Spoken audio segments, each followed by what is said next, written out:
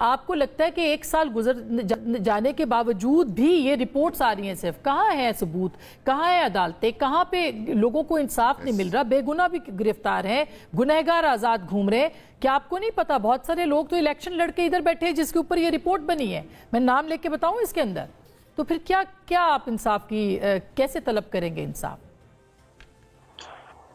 बहुत शुक्रिया आसमा। मैं तो वैसे अपने आप को अनवांटेड समझ रही हूँ आज पैनल के अंदर, और मतलब इतनी अच्छी डिस्कशन होगी है मुझसे पहले कि अब मैं तो सिर्फ इतना थोड़ा सा याद कराना चाहती हूँ कि 9 मई कोई अचानक नहीं हो गया था। 9 मई एक दिन में नहीं हुआ।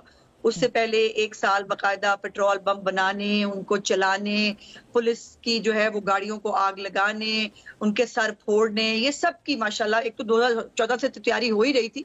उसके बाद माशाल्लाह जो हमारे लोग आए थे बाहर से भी, जिनको तालिबान को छुड़वाया गया था, वो आकर बकायदा हिफाजत भी फरमाते रहे, वो लोगों को जो है जंगजू बनाने की ट्रेनिंग भी देते रहे।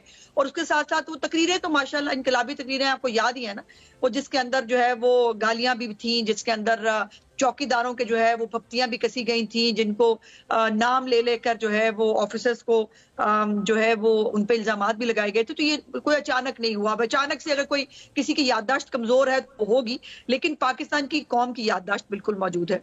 दूसरी बात यह है कि ये सवाल मुझसे नहीं, आपको अदलिया से पूछना चाहिए।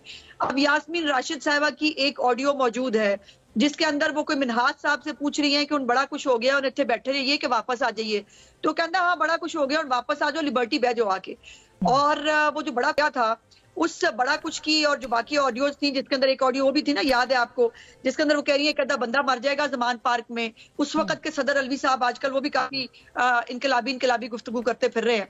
उनको वो कह रही है इनको समझाओ मखान साहब को, हम तो चुप करके बाहर बैठे हैं। तो ये उनको जो है वो हमारे मजे की बात यह है कि हमारे अदालती सिस्टम ये है कि मोहतरमा जज साहिबा के पास टेररिस्ट कोर्ट की, उनके पास लेके गए कि जी हमने वॉइस मैच कराना है यास्मीन राशिद साहिबा का। उन्होंने रिमांड देने की बजाय केस ही खत्म कर दिया। इस मुल्क में ये हुआ है, इस मुल्क में ये हो रहा है।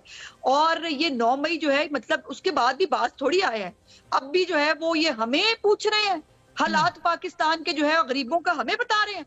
ये जब जो 420 रुपए का 420 अरब रुपए का टीका लगा के गए थे नदीम बाबर से, जो है वो पेट्रोल के ऊपर बिजली बना बना के, इस वक्त आपको पता है कि 120 जो है वो अरबों रुपए का हमारे पास सर्कुलर डेट है, जिसकी वजह से जो है वो पावर कंपनियां जो है वो पहले मुश्किलात में है। ये पूछेंगे हमें कि 10 रुपए जो है 20 रुपए कम करके वो पाकिस्तान के खजाने को 450। वो नहीं कह रहे, वो कह रहे कश्मीर में हंगामे हो रहे हैं, वो नहीं कह रहे, वो कह रहे कश्मीर में हंगामे हो रहे हैं। हाँ, बाज नहीं आए, फिर भी बाज नहीं आए। फिर IMF को कभी खत लिखा कि पाकिस्तान के पैसे रोक लो, फिर IMF के दफ्तर के सामने जाके एहतजाज कर रहे हैं कि पाकिस्तान को पैसे ना दो। इनका पहले दिन से पाकिस्तान को श्रीलंका बनाने का जो अज़म है उसका बार बार यादा करते रहते हैं मौसूफ जेल में बैठ के।